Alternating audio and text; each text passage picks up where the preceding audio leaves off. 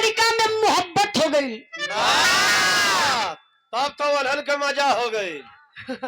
देखा इनके जेल होता। मोहब्बत प्यार कोनो खराब चीज नहीं खे। मोहब्बत हर एक इंसान के अंदर होखे के चाहिए।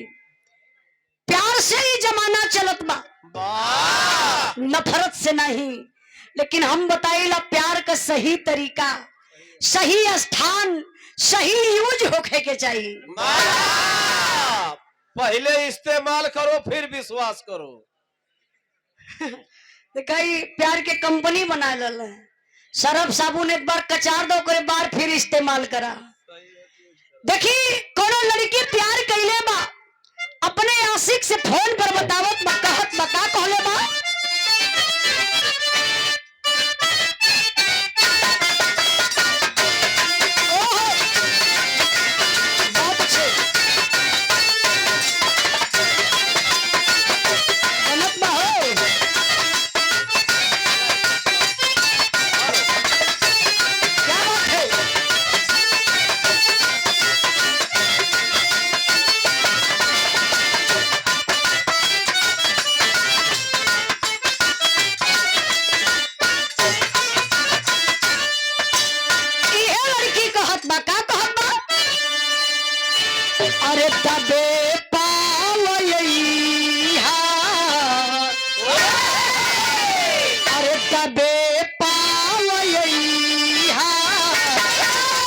नजरिया बचा के दबे पावैया, नजरिया बचा के दबे पावैया, नजरिया बचा के।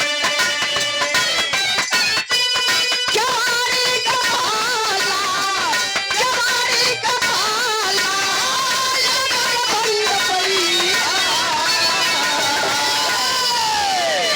सिकड़िया बजैया, नजरिया बचा के, सिकड़िया बजैया, नजरिया बचा के, सिकड़िया बजैया, नजरिया बचा के। इतना तर्ज बा, लेकिन ये बिटिया माई से फरियाद कैले बा।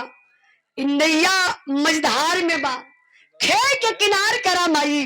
कहलस कहले है भाव बाका,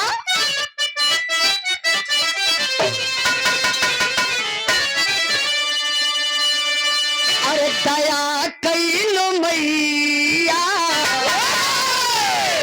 अरे दया कैलो मैया, बनवलो गवैया,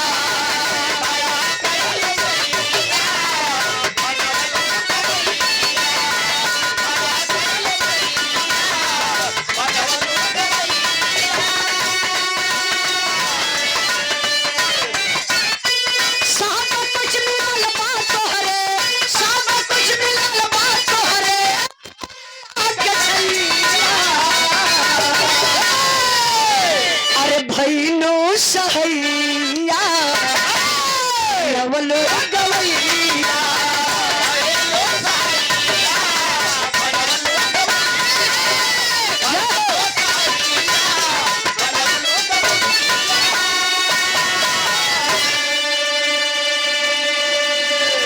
अगले बंद में बिटिया माई से बड़ी ऊंची बात बतावत बा, कहत बा का कहले बा,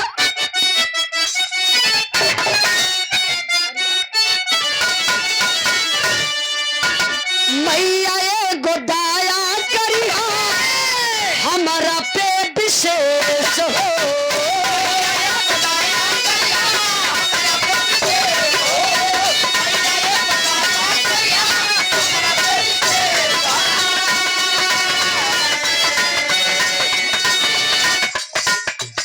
केहू सुनने वाला के ना पहुँचे हमसे ठेस हो,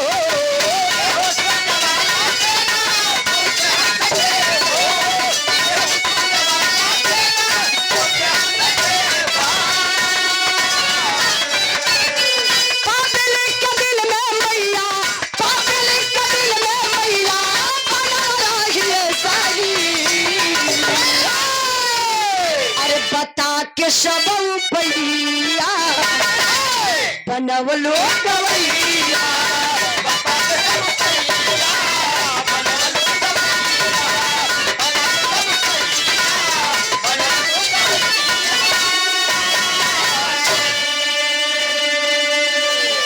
हमरे वंदना का आखिरी लाइन बा बिटिया माई से परिचय देत बा का कहत बा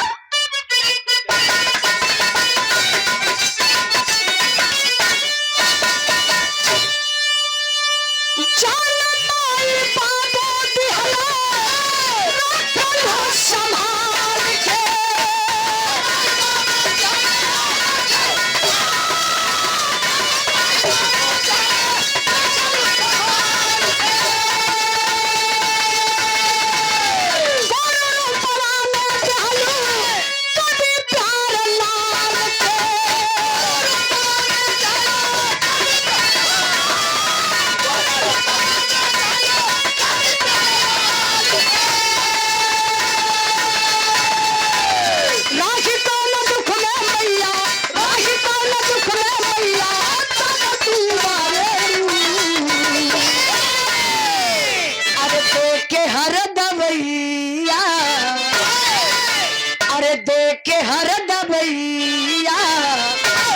बनवलो